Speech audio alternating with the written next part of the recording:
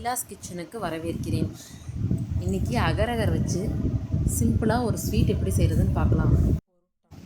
ஒரு டம்ளர் காய்ச்சாத கெட்டி பால் எடுத்துக்கிட்டேன். அந்த பாலை நல்லா காய்ச்சி ஆற வச்சுக்கோங்க. எந்த டம்ளரில் பால் எடுத்தோமோ அதே டம்ளரில் ஒரு டம்ளர் தண்ணி எடுத்துக்கோங்க. அந்த தண்ணியில் நான் அகரகர் வாங்கிட்டு வந்திருக்கேன். 10 கிராம்ஸ் பாக்கெட். அதில் சரி பாதி 5 கிராம்ஸ் கத்திரிக்கோல் வச்சு சின்ன சின்ன பீஸாக கட் பண்ணி ஆட் பண்ணிக்கோங்க. அகரகர் டிசால்வ் ஆக லேட் ஆகும். நல்லா மிக்ஸ் பண்ணி விடுங்க. சின்ன பீஸ் கூட தெரியக்கூடாது. நல்லா டிரான்ஸ்பரண்ட்டாக தண்ணி மாதிரியே தெரியணும். அந்த அளவுக்கு அகரகர் டிசால்வ் ஆகணும். அப்போனா தான் நமக்கு ஜெல்லி செட் ஆகும். ஸோ இந்த ஸ்டெப் ரொம்ப முக்கியமானது.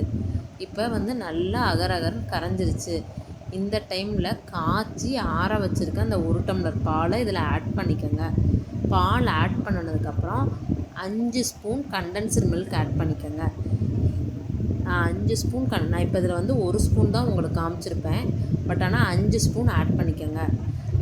கண்டென்ஸ்டு மில்க் ஆட் பண்ணதுக்கப்புறம் food colour rose colour add பண்ணியிருக்கேன். ஒரு பிஞ்ச் ரோஸ் கலர் ஆட் பண்ணுங்கள்.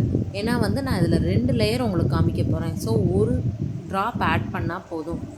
அடுத்ததாக இந்த டைமில் ஸ்டவ்வை ஆஃப் பண்ணிக்கலாம். இதில் சரி பாதி ஒரு கப் நான் தனியாக எடுத்துக்கிட்டேன். அதை ஒரு பாக்ஸுக்கு கன்வெர்ட் பண்ணி அதை செட் பண்ணிக்கலாம். அடுத்ததாக பேலன்ஸ் இருக்கிறதுல ஆரஞ்சு ஃபுட் கலர் ஆட் பண்ணிக்கோங்க. அது அதையும் மிக்ஸ் பண்ணி வச்சுக்கோங்க. அது கொஞ்சம் ஹாட்டாகவே இருக்கட்டும். ஏன்னா பிங்க் கலர் ஃபஸ்ட்டு நல்லா செட் ஆகி வரணும். ஒரு 8லேருந்து 10 நிமிஷத்துக்குள்ளே பிங்க் கலர் செட் ஆகிடும். பிங்க் கலர் செட் ஆனதுக்கப்புறம் ஆரஞ்சு கலர் நல்லா ரூம் டெம்பரேச்சரில் இருக்கணும். ஹாட்டாக இல்லாமல் கொஞ்சம் வார்மாக இருக்க மாதிரி பார்த்துக்கோங்க. ஸ்பூனில் கொஞ்சம் கொஞ்சமாக ஆட் பண்ணிக்கோங்க. டைரெக்டாக ஊற்றக்கூடாது. லைட்டாக ஸ்பூன் வச்சு மெதுவாக ஊற்றணும். நமக்கு பிங்க் கலர் நல்லா செட் ஆகிடுச்சு. ஸோ அதனால தான் கிராக் விழுகாமல் நமக்கு ஆரஞ்சு கலர் ஊற்ற முடியுது. இதே மெத்தட் ஃபாலோ பண்ணி இந்த லேயரை ஆட் பண்ணிக்கோங்க. ஃபுல்லாக ஆட் பண்ணதுக்கப்புறம் இதையும் ரூம் டெம்பரேச்சரில் வச்சிங்கன்னா செட் ஆகிடும்.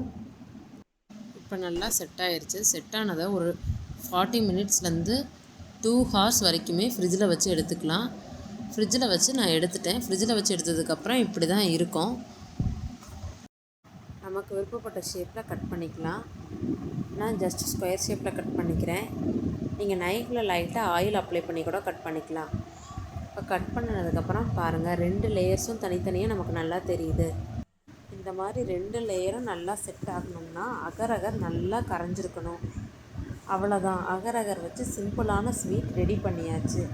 இந்த வீடியோ உங்களுக்கு பிடிச்சிருந்தா லைக் பண்ணுங்கள், ஷேர் பண்ணுங்கள், மறக்காமல் என் சேனலை சப்ஸ்கிரைப் பண்ணுங்கள். தேங்க்யூ ஃபார் வாட்சிங்.